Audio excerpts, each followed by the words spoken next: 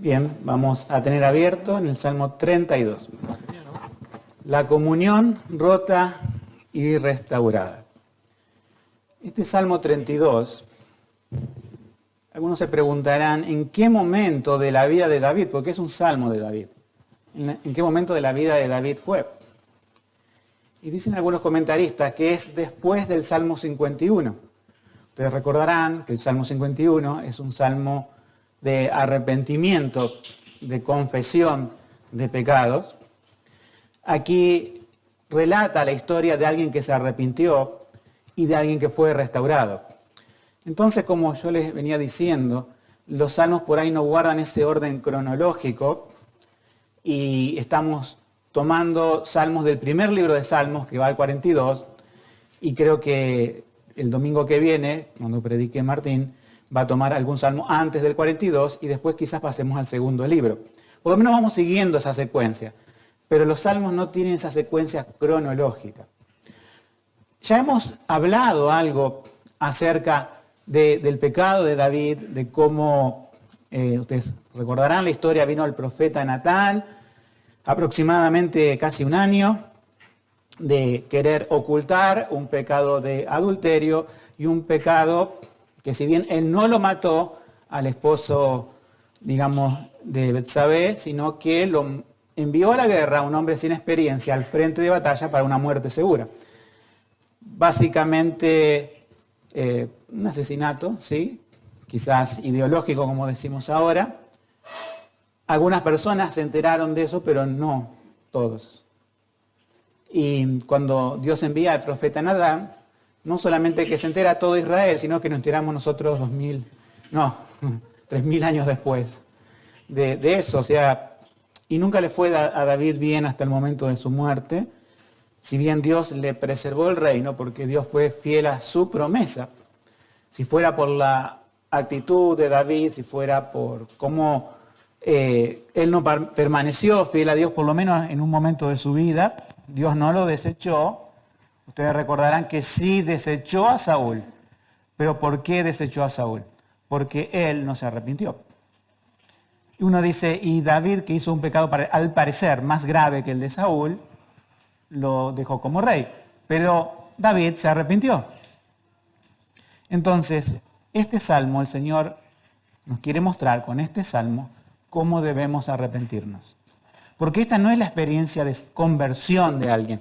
Salmo 32 no es la experiencia de salvación de alguien que no conoce a Dios y luego lo conoce y se arrepiente, sino que es la experiencia de alguien que ya conoce al Señor, que pecó, pero que también fue restaurado. Ahora, yo habiendo hecho la introducción de David, alguno dirá, bueno, pero entonces este salmo es para casos graves. Y yo les digo que no, y sí. O sea, este salmo nos enseña cómo arrepentirnos, ya sea de pecados grandes, de pecados medianos y de pecados pequeños. Pero todos necesitamos arrepentimiento. Si alguien cae en un pecado grande, necesitará un arrepentimiento bien profundo, como nos dice este salmo. Pero en nuestro diario vivir, el proceso tampoco cambia. Aún podemos decir, pero Señor, este no es un pecado grande. ¿Por qué tengo que ir como el Salmo 32? Porque no hay restauración. Siempre Dios nos quiere perdonar los pecados, no para que sigamos pecando, sino se transforma en una rutina en nosotros, sino que Dios nos perdona para restaurarnos y cuando nosotros vivamos en cada momento, ¿no es cierto? Porque le vamos a fallar al Señor en alguna cosa siempre. No hay hombre que nunca peque, dice la Biblia, pero sí que podamos vivir una vida con un arrepentimiento sincero y con una restauración que podamos caminar con el Señor. Porque si no, si hacemos arrepentimientos engañosos o aparentes, va a ir de mal en peor nuestra vida.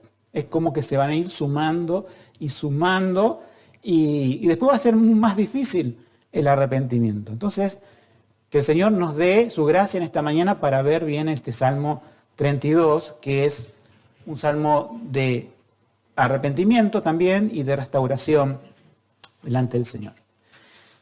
Dice el Salmo de David, masquil es una instrucción, es un salmo que nos instruye, es un salmo que nos enseña, y de eso se trata siempre la palabra del Señor, pero David dijo esto, si bien es un cántico, si bien es algo que vamos a cantar todos aquí en Israel, entiendan esto, aprendan esto. Yo lo aprendí, diría David, a fuerza de una sacudida que le dio el Señor enviando al profeta Natán. ¿Sí? Él comienza diciendo en el versículo 1, bienaventurado aquel cuya transgresión es perdonada y cubierto su pecado. Y el 2 dice, bienaventurado el hombre a quien Jehová no imputa la iniquidad y en cuyo espíritu no hay engaño. Si vamos a decir que este es un salmo que nos habla de cómo arrepentirnos, para saber cómo arrepentirnos, primero tenemos que entender con qué estamos lidiando, con qué estamos luchando. Uno dice, sí, es el pecado. Pero hay 3 términos que yo quiero que puedan ver aquí, que es, versículo 1, transgresión, después tenemos la clásica palabra pecado, ¿sí? O sea, transgresión es perdonada, cubierto su pecado, y en el versículo 2 tenemos otra tercera palabra que se llama, ¿cómo? Iniquidad. Entonces tenemos transgresión, pecado, iniquidad. Estos no son sinónimos inútiles en la palabra de Dios, sino que son, podemos decir, palabras con un significado complementario para entender lo que es nuestra maldad. Podemos verla brevemente, porque el Espíritu Santo lo llevó a David a incluir estas 3 palabras en la Biblia, y la primera que tenemos es la palabra transgresión. La palabra transgresión es una palabra muy fuerte en el Antiguo Testamento. Transgredir es pasar los límites de Dios, que los límites que Dios ha puesto al decir no harás esto, pero incluye como que vos transgredís esos límites con una rebelión, o sea, lo haces a sabiendas. Hemos hablado acá del pecado involuntario, pero supongamos, hay una señal de tráfico. Las personas, vamos a poner la señal de tráfico que sería más obvia y la que debería respetar más para que haya menos accidentes, porque también hay carteles de pare, pero nadie le hace caso. Todos pasan y por las dudas miran si viene algo. Pero la luz roja no debemos pasar, ¿sí? Y más en un momento de tráfico. Ahora, puede ser, y a ustedes quizás los que manejan les haya pasado, de que uno por el tráfico viene atrás de otro y ya se pone la luz roja y tiene que pasar en rojo porque quedaría en el medio y sería expuesto. Y uno diría, yo no quise pasar la luz en rojo. Pero va a haber otros sujetos, y yo los veo a veces y me pregunto, ¿en qué país o tienen sus propias reglas? ¿Serán amigos del juez de tránsito? Que pasan la luz roja como si nada. O sea, lo hacen a sabiendas, lo hacen diciendo, no me importa el prójimo porque pueden atropellar a alguien, ya sea un peatón, pueden chocar contra otro vehículo. Hay personas que pasan las luces rojas como diciendo, yo estoy más allá de la ley. Bueno, la palabra transgresión no es como quien pasa la luz en rojo desprevenidamente, sino como aquel que dice, no me importa. O por lo menos en ese momento la gente dice, o el creyente dice, porque recuerdan que estamos hablando del creyente, en este momento no me importa lo que diga la palabra de Dios respecto a cuál tema, yo voy a hacer mi voluntad. Uno dice, pero ¿un creyente puede hacer eso así? Lo hizo David, pero no debería hacerlo. No debería tomarlo así. Pero lo que nosotros muchas veces no tenemos en cuenta de David, que David no se levantó solamente esa tarde, esa siesta para pecar, sino que ya venía un proceso en su corazón. Todos los reyes salían para la guerra y él se quedó y él, yo creo que pasó esto, lo que vemos en la palabra de Dios después también que él contó al pueblo. Él, cuando Dios les dio la victoria sobre sus enemigos, y Israel, podemos decir, era el que mandaba en Medio Oriente, antes era un siervo de Medio Oriente, antes le robaban el arca, ahora estaba todo bien. Estaba el arca, estaba el país establecido, todos los enemigos temían, eran tributarios, pagaban impuestos para Israel, y David se confió.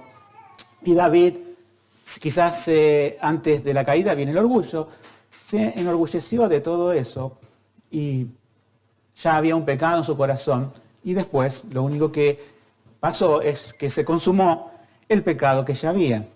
Él quizás se endureció y empezó a pasar esas luces rojas que la Biblia el Antiguo Testamento les decía.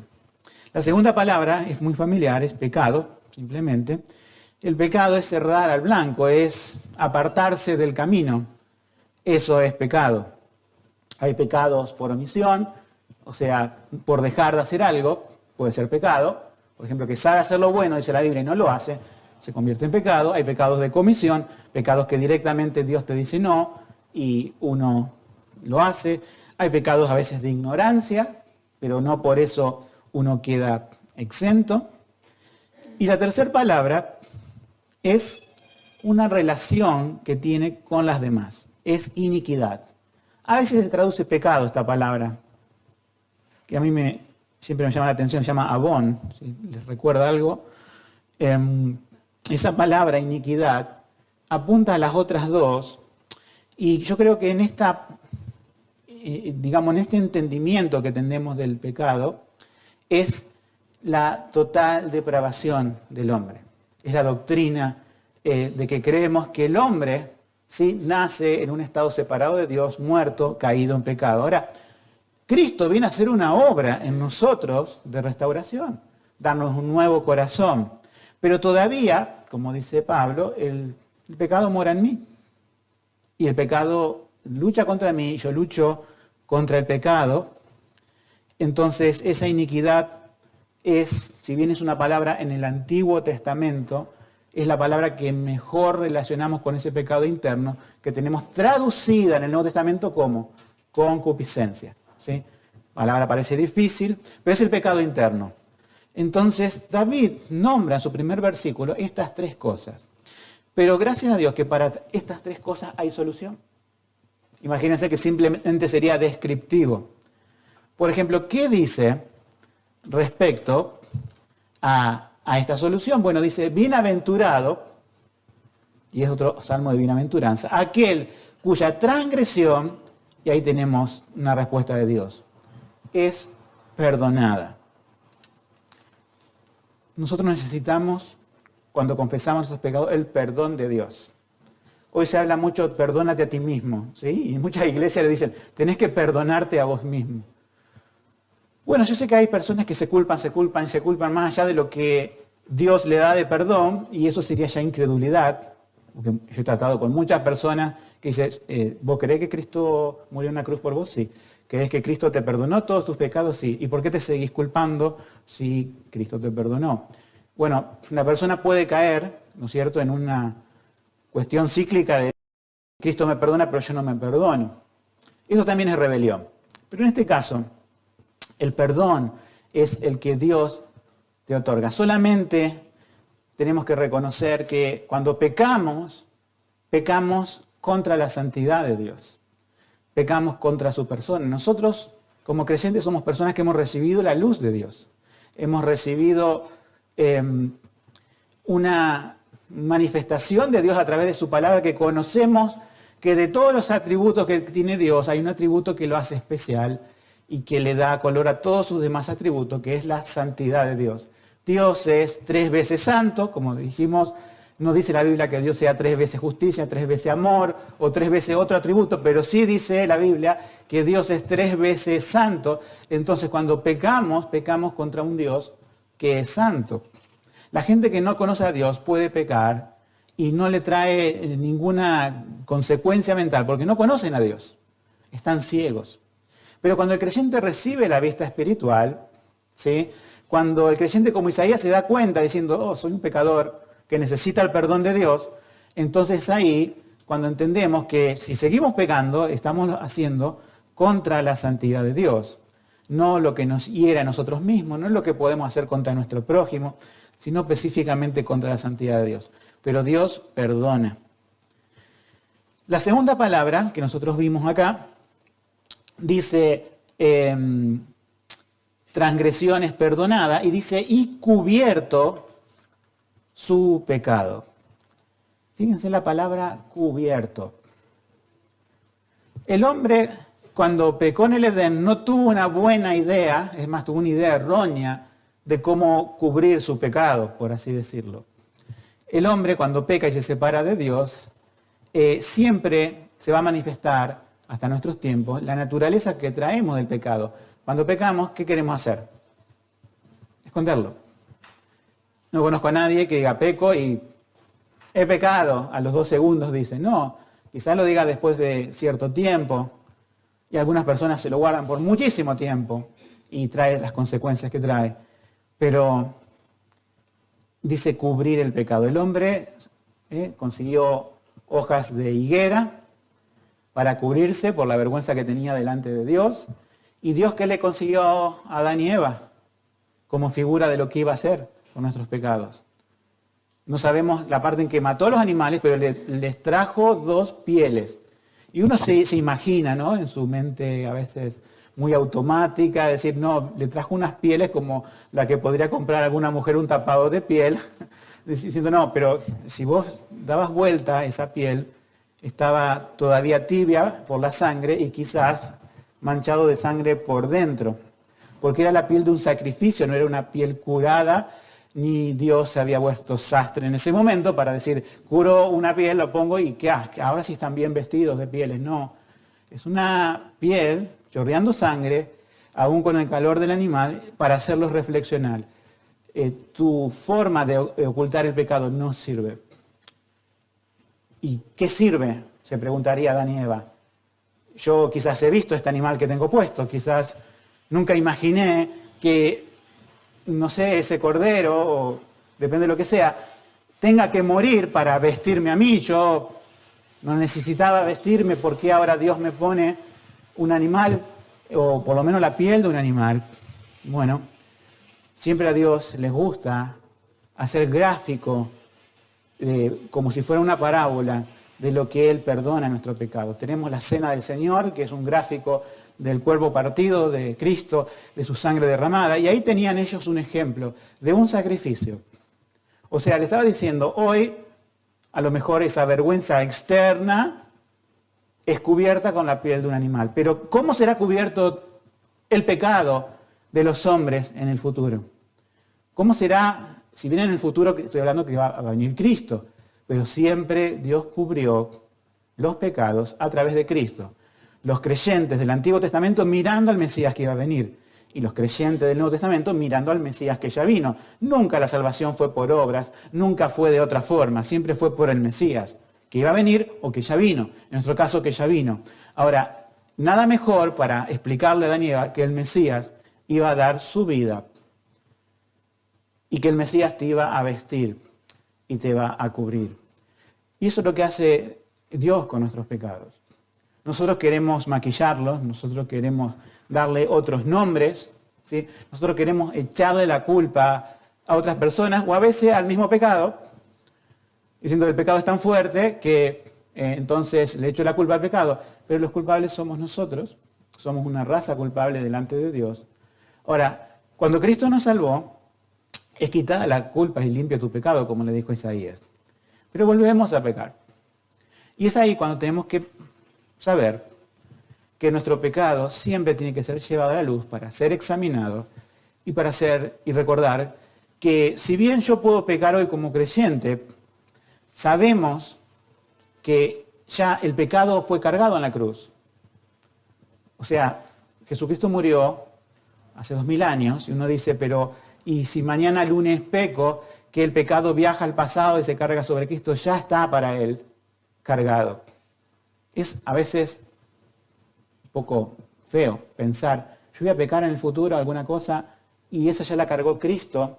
Feo en el sentido no que lo cargó Cristo, sino que yo no tendría que pecar más.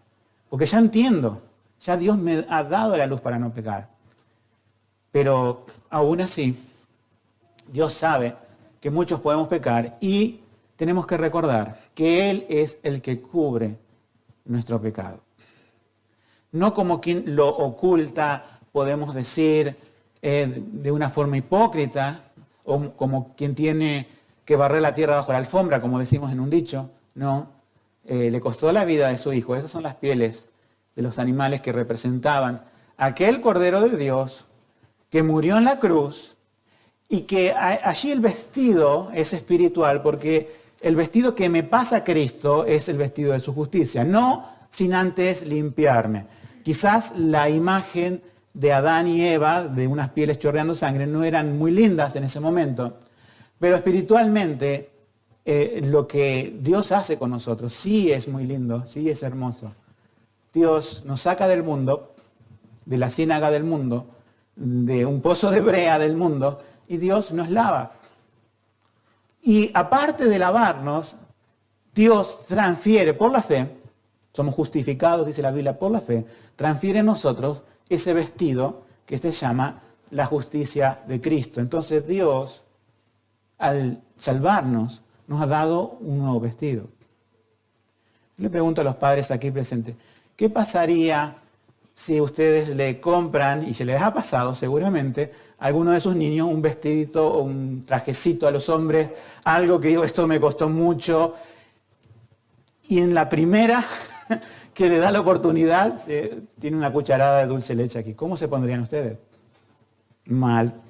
Si bien tiene solución, lo mandan a lavar ropa después de darle alguna nalgada, pero se pondrían mal.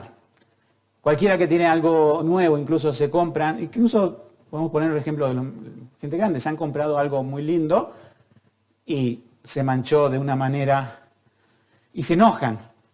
Y yo me pregunto, ¿no? Cuando pasa eso, cuando nos enojamos porque se mancha alguna prenda de vestir, y algunos serán más fanáticos que otros con eso, pero me pregunto, ¿estará la misma indignación cuando manchamos ese vestido que Cristo nos dio? ¿Será igual como el vestido nuevo que tenemos, que a lo mejor podría ser caro y nos enojamos, pero aquel vestido que le costó la vida al Hijo de Dios en la cruz, lo manchamos y decimos, puedo seguir manchándolo, total, Dios perdone? Tenemos que renovar nuestra mente y corazón con este mundo que, sí, como el día de lluvia que es hoy, todos salpican, todos pasan por un bache y salpican, y a veces queremos ser salpicados, digamos la verdad. Pero, Señor, tú me has dado un vestido de justicia, y cuando yo peco, ¿sí?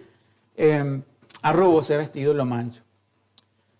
Gracias a Dios que Él va a presentar en los cielos una iglesia que no tenga arruga ni mancha. Y uno se pregunta, ¿cómo será eso?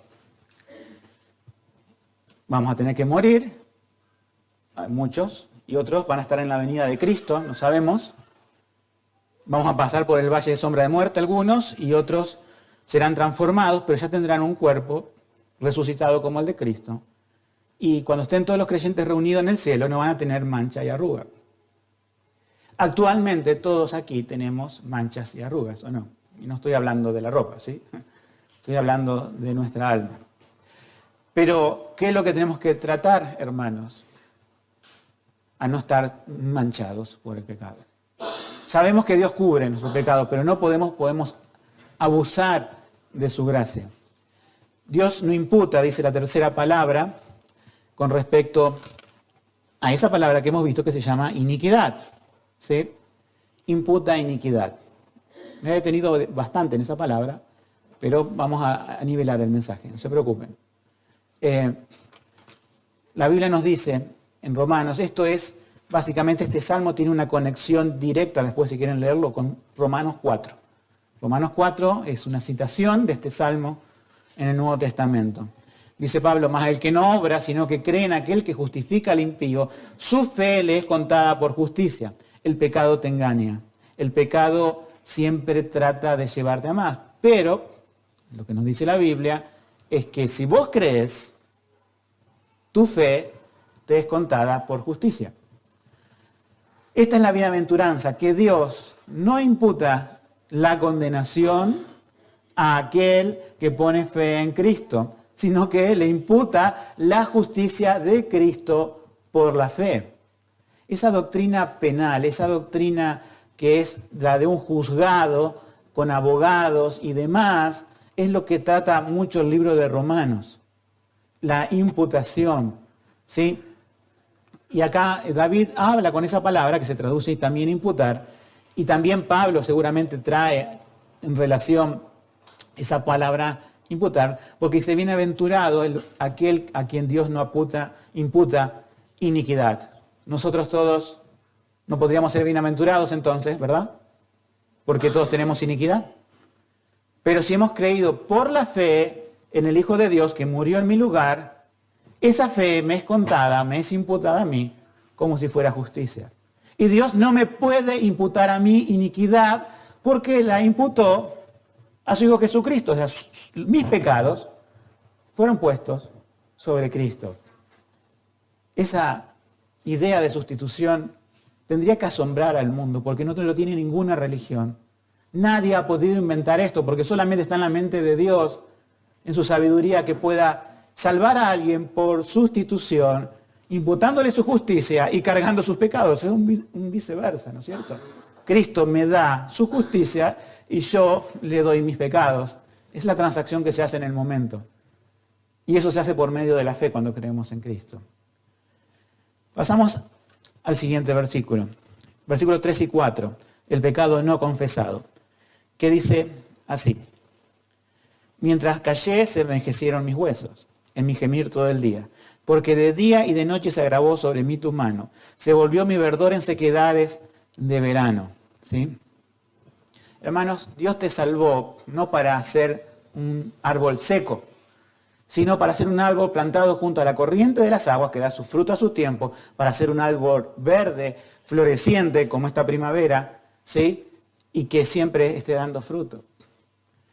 Pero ¿qué pasa cuando nos encontramos con cristianos que están pasando, parece un desierto, donde su vida no parece florecer, sino todo lo contrario, donde vos querés encontrar algo de la palabra del Señor, ¿no? Están secos, están también tristes, estoy pasando un mal momento, y no es una prueba, sino simplemente es sequedad espiritual. ¿Y cuándo ocurre la sequedad espiritual? Bueno, cuando el pecado no se confiesa. Las personas pueden creer que un pecado, ¿sí?, puede ser tapado con hojas de higuera y no con la piel de sacrificio. Es decir, pueden ignorarlo al pecado.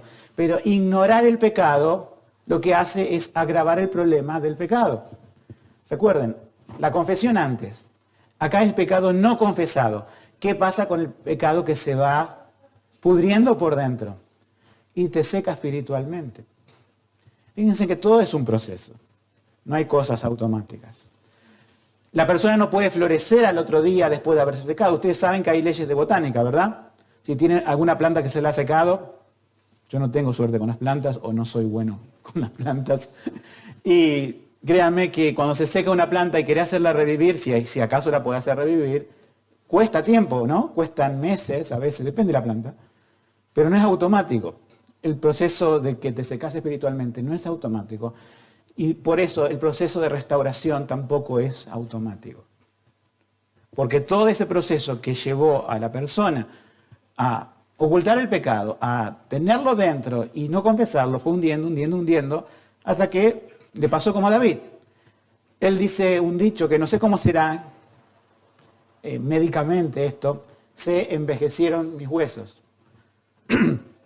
No sé cómo será dolor de huesos, ¿verdad? Eso debe querer decir, porque no sé cómo va a medir los años de sus huesos, pero habrá sido como, no confesé, y aún mi estado anímico, corporal, parece como que se fue agravando. Él dice que se agravaba, ¿sí? De noche, de día y de noche se agravó sobre mí tu mano. ¿Pero qué mano de Dios? Dios lo estaba castigando. Él ya sabía el peso de la ley.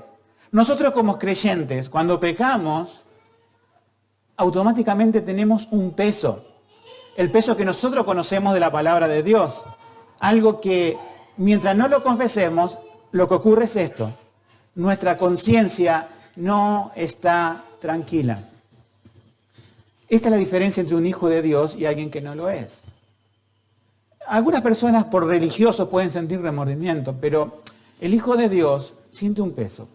¿Cuál es el peso? Tiene muchos pesos, podemos decir. Primeramente, tiene el peso del Espíritu Santo. El creyente tiene el Espíritu Santo adentro, o sea que la voz de su conciencia está manejada nada menos que por la tercera persona en la Trinidad. Nosotros hablamos en otra oportunidad que cada ser humano tiene una conciencia de Dios en esa ley que quedó como que Dios creó al hombre a su imagen y Dios como que puso su ley dentro del corazón. El hombre pecó, la ley le recrimina ciertas cosas cuando los hombres pecan, pero hasta ahí no más. Hasta ahí no más. Nosotros que conocemos al Señor, que fuimos rescatados por Él, tenemos no solamente la ley de Dios que traemos de nacimiento, sino que ahora al ser salvos, el Dios de la ley nos ha revelado su ley y ha puesto a su Espíritu Santo que se une a nuestra conciencia y nos dice, si esto estaba mal antes de ser creyente, ahora es amplificado. Nosotros tenemos acá amplificadores, pero nunca lo hemos puesto a máxima potencia, ¿verdad? Pero imaginemos amplificado por el Espíritu Santo. Y resistir esa voz, ¿qué es lo que te hace? Día y noche se agrava tu condición. Mi verdor se torna en sequedad. Hablan un lenguaje poético, pero básicamente es la conciencia me atormenta. ¿Sí? Entonces, sabemos que hay una regla acá. El creyente no puede permanecer en pecado indefinidamente. El impío sí puede permanecer impíamente. El impío puede remorder la conciencia y toma la resolución de Judas, de querer escapar de eso, pero no pudo escapar. O toma otro tipo de resoluciones que lo vemos en todo el Antiguo Testamento, en muchas historias, de personas que han querido arrepentirse, aún con lágrimas, caso de Saúl, pero Dios dijo ya pasó la oportunidad. Pero tenemos casos de arrepentimientos buenos. Este es un caso de arrepentimiento bueno. Este es un caso de restauración. Este es un caso donde uno puede decir, el pecado me hundió, pero ahora lo voy a confesar. Versículos 5 y 6, la confesión. Mi pecado te declaré y no encubrí mi iniquidad. Dije, confesaré mis rebeliones a Jehová y tú perdonaste la maldad de mi pecado. Selah. Por esto orará a ti todo santo en el tiempo en que pueda ser hallado. Ciertamente en la inundación de muchas aguas no llegarán estas a él. Acá está la confesión, o sea, esto ocurre en el creyente y es bueno. Y Dios, a través de su Espíritu Santo y de la palabra, impulsa al creyente a confesar. Y él no le encubrió. Como se darán cuenta, hay una variación en la traducción nueva. Antes decía, confesaré contra mí mis rebeliones a Jehová. Bueno, al parecer no vemos en el hebreo el contra mí, si quizás podría ser un matiz, pero aún hay muchos comentaristas, por ejemplo Lutero, que decía eso, contra mí. Es obvio, yo confieso contra Dios y yo lo sé, yo me lo digo a mí mismo. Soy rebelde a Dios y, Señor, te confieso mi pecado. Y en esa confesión nosotros vemos que no confiesa algo simple. Muchas veces nosotros podemos orar así y tengamos cuidado. En nuestras oraciones privadas, que es donde nadie nos ve, quizás en nuestras oraciones públicas, ¿sí? Señor, o familiares, Señor, perdona todos mis pecados. Un trámite, ¿sí? Pero en nuestras oraciones privadas podemos pensar, Señor, le pido perdón y tengo que ponerle nombre y apellido. Porque tengo que confesar mis rebeliones. O sea que no es solamente un pecado pasajero, sino que está apoyado por mí, está consentido por mí. Es una rebelión, es la primera palabra que nosotros vivimos, que es transgresión, que es una palabra en hebreo, como dije, muy pesada.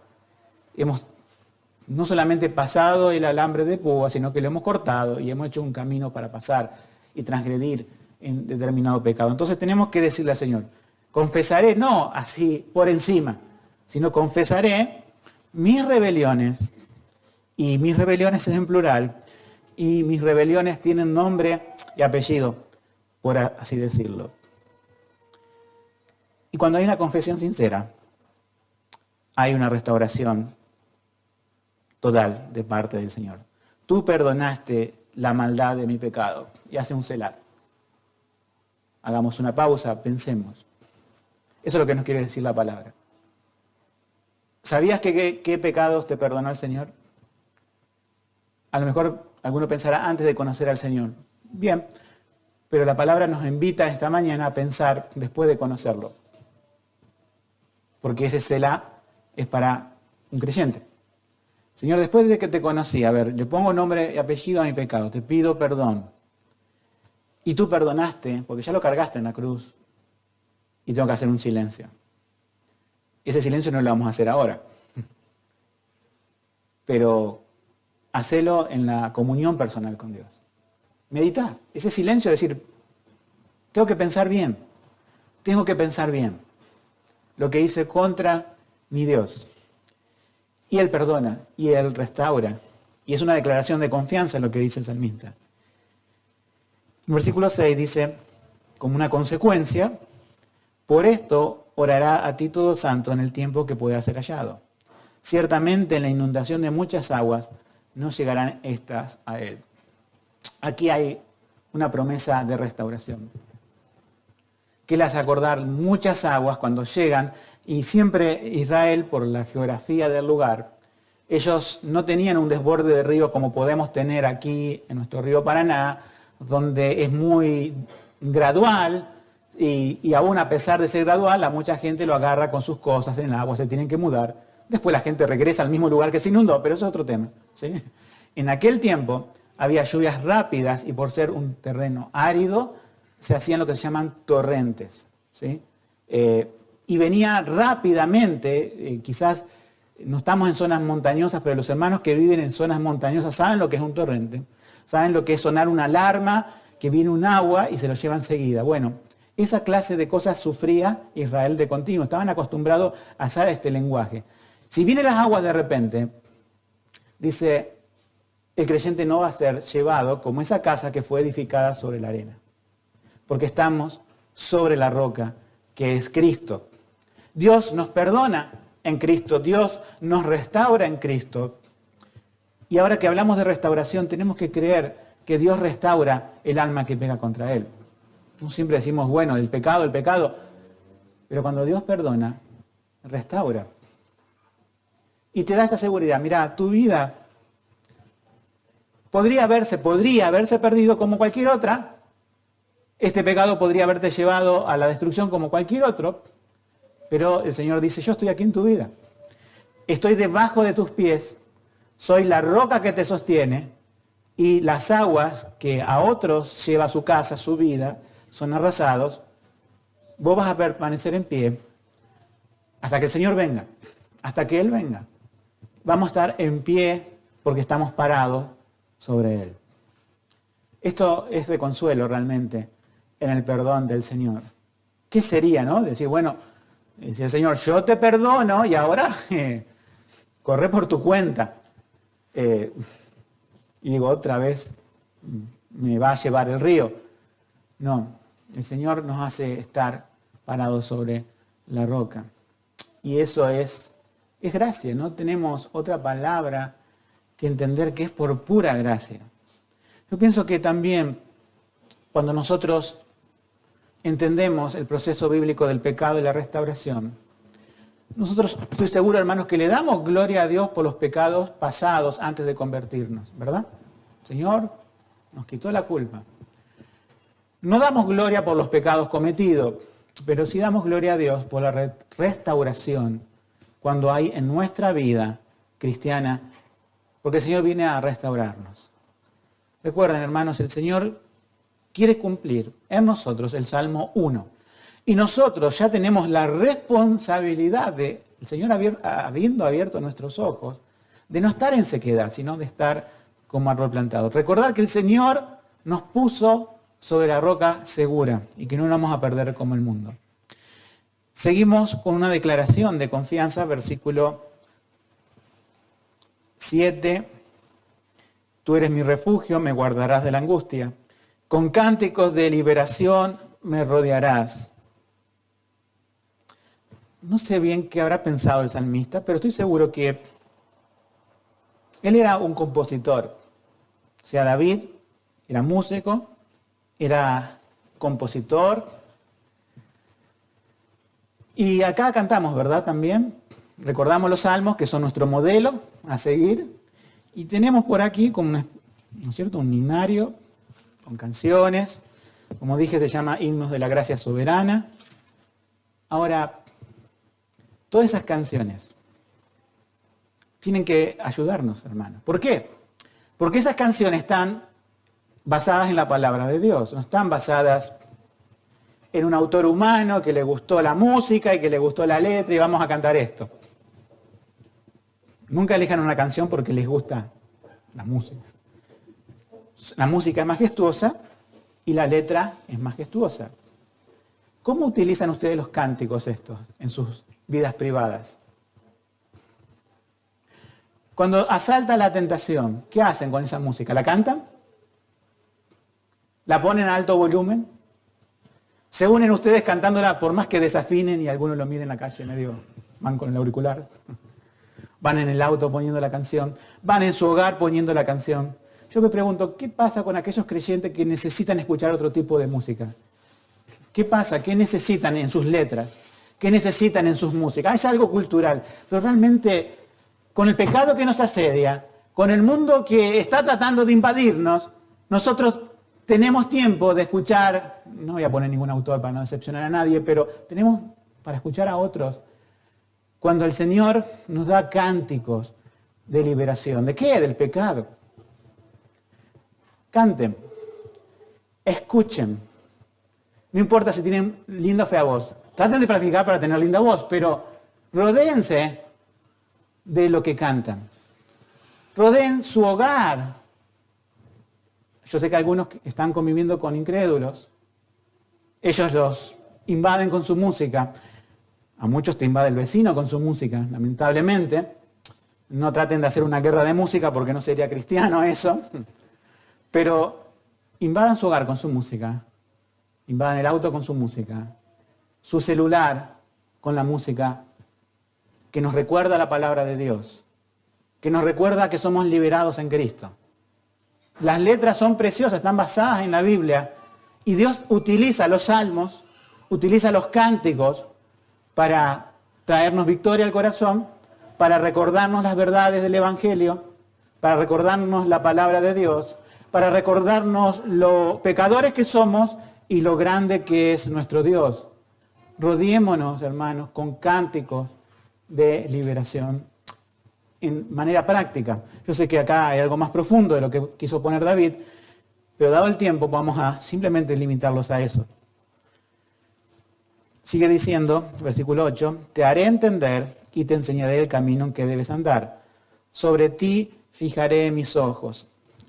Esa es una declaración de confianza. Hasta ahí terminamos la declaración de confianza. Reservamos algunas cositas para de advertencia. Pero terminamos con esta parte en lo que se refiere a confianza. Nos rodean los cánticos de liberación y hay una promesa, ¿sí?, que es del Señor a uno, ¿no? Te haré entender y te guiaré en ese camino en el que debes andar. El camino angosto. Sabemos que Jesús dijo, yo soy el camino, la verdad y la vida. Y el camino que nos lleva al Padre, Jesús, y ese camino a comparación del mundo es angosto. No nos quejemos de que el camino sea angosto. El Señor nos puso allí. No podemos mirar y suspirar por el camino que lleva a la perdición. El Señor nos tiene que hacer ver que muchos van a caminar por ese camino ancho, pero yo estoy en el camino angosto. Y Él te tiene que enseñar y hacer entender el camino en que debes andar. Y Él nunca aparta la mirada de ti, pero te lo dice, fijaré mi mirada en ti.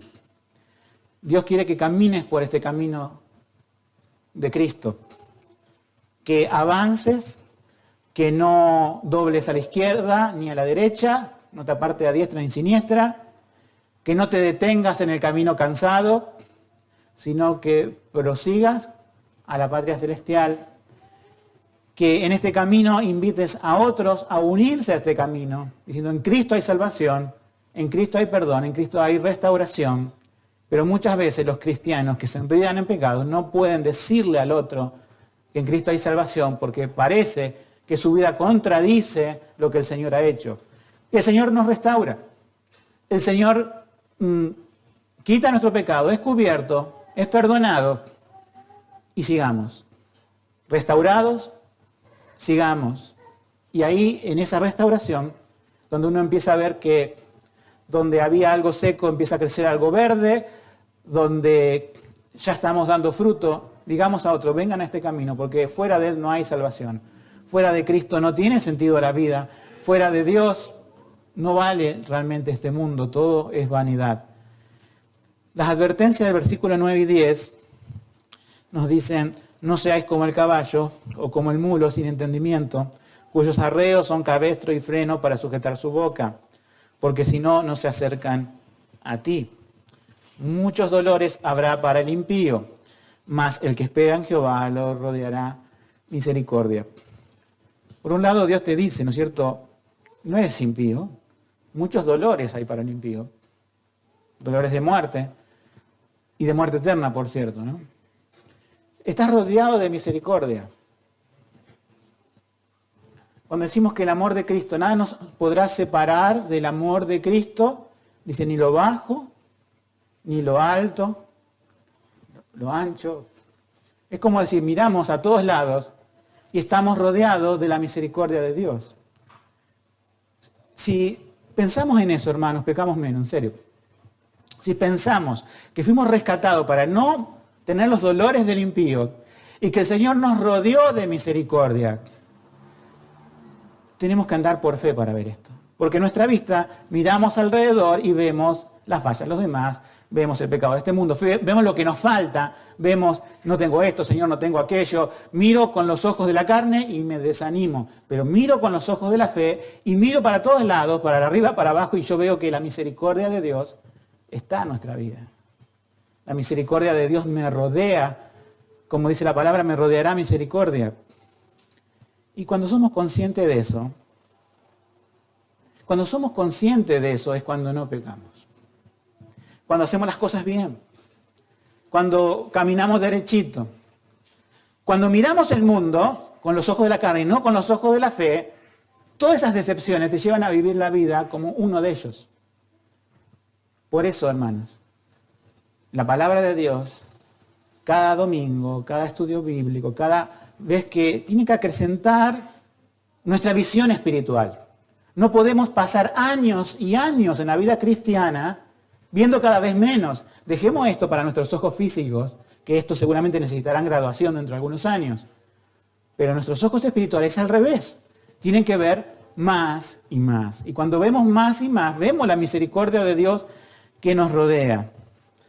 Para que Dios no tenga que decirnos, no tengo que ponerte un bozal o un cabestro, algo como un animal, como un mulo, como un caballo. Pero a veces nos comportamos así. Cuando Dios pone ese tipo de cosas, créeme que duele. Cuando Dios refrena nuestro mal, porque somos sus hijos, porque no va a permitir que nos perdamos con el mundo, pero Dios te dice, quiero tratarte como hijo. A ninguno de ustedes le gustaría tratar a sus hijos como un animal, ¿verdad? Y Dios nos dice exactamente lo mismo. No seáis como animales sin entendimiento. ¿Sí? Queremos que nuestros hijos respondan a nuestra voz. Queremos que nuestros hijos nos amen y nos respeten y que tengan en estima a nuestra persona. Dios, que es digno de toda gloria y honra y que se merece. Nosotros en realidad Dios pide a los hijos que respeten a sus padres, lo honren, pero si vamos al caso somos pecadores como ellos y ellos son pecadores como nosotros. Pero aquel que es santo, ese sí es digno de toda gloria, de toda honra y honor. Y ese nos pide, no quiero que te comportes como un animal, que hay que ponerte alguna cuestión externa, sino que atiendas a mi voz. Te he dado un corazón y una mente renovada para que puedas obedecer a mi voz. Cada vez que abrimos la palabra, no escuchan ni a Martín, ni a Alejandro, ni a Leonel, ni a quien esté predicando aquí. Cuando abrimos la palabra, ¿quién escuchamos? ¿Quién es nuestra autoridad? ¿Quién es el que nos habla en esta mañana? Es el Señor. Y Dios te pide, atiende a mi voz. No tengo que tratar contigo como un animal. Atiende a mi voz, obedeces. Y terminamos con un cántico de victoria, versículo 11. Es el último versículo del Salmo. Dice, alegraos en Jehová y gozaos justos y cantad con júbilo todos vosotros los rectos de corazón. Hay un autor que siempre está insistiendo en nuestro tiempo, se llama John Piper, acerca del gozo cristiano, ¿verdad? Él insiste sobre eso porque es una realidad. El cristiano que está gozoso, el cristiano que tiene un gozo que no es estoy contento, no es estoy alegre pasajeramente, es algo profundo. Sin duda pasa por la experiencia del Salmo 32. Mira, hermanos, cada vez que algo nos quita el gozo, nosotros le podemos echar la culpa a lo que sea, pero lo que quita nuestro gozo es nuestro propio pecado. Siempre es eso, es una regla matemática. Anótenla, fíjense, regla matemática. Lo que quita nuestro gozo en la vida cristiana, ¿qué es? Nuestro pecado. Porque Pablo dice, estad gozoso en la tribulación. Si fueran las circunstancias, no diría eso la palabra. Ustedes estén gozosos hasta que venga la tribulación. Cuando venga la tribulación estén con todo su derecho triste. Pero no nos dice eso la Biblia. Nos dice algo ilógico para el mundo. Gozosos en la tribulación. Y créanme que en aquel tiempo la tribulación era persecución física de los creyentes. Entonces, lo único que puede arrebatar nuestro gozo es el pecado. Nada de este mundo nos puede apartar del amor de Cristo y podríamos agregar, con un sentido bíblico correcto, nada puede quitar nuestro gozo. Todas nuestras insatisfacciones, nuestros enojos, y uno dice, ¿por qué me siento hoy así? Tengo que ir al Señor, tengo que postrar mis rodillas y decirle, Señor, confieso mis rebeliones contra ti y quiero tener el gozo de la salvación. Que el Señor nos dé este gozo de la vida con Cristo, en esta novedad de vida que nos ha dado en Cristo Jesús, y que nos restaure de todos nuestros pecados y rebeliones. Que al cantar y al venir los domingos, muchas veces venimos con cargas, yo sé. Muchas veces venimos mal espiritualmente. Vengan, hermano, vengan, no se queden en su casa porque estén mal espiritualmente. Esto es un hospital. Son bienvenidos a recibir transfusiones de sangre y suero y todo eso, por así decirlo, ¿no? O sea, nadie que diga, no fui a la iglesia porque me siento mal. ¿Entendiste? Todo lo mal que es venir a la iglesia, ¿no? Uno viene. Pero también es lindo esto, ¿no? Si venimos con las cargas, de decir, venimos porque también hemos caminado esta semana en victoria con el Señor. Hemos podido estar bien y fíjense que ustedes cuando pase eso, cómo van a cantar al Señor. También está el cántico que aquel decía, Señor, perdona mis pecados. Y cuando nos toca la cena del Señor, hoy no nos toca, también le decimos, Señor, perdónenos. Pero también vivan esa experiencia de decir, me rodeo con cánticos de liberación, de pecado en la semana. Y vengo a adorar a mi Dios el día domingo, a continuar esos cánticos que empecé en casa y que ahora lo comienzo con el primer día de la semana, el día de adoración al Señor. Que Dios nos bendiga. Amén.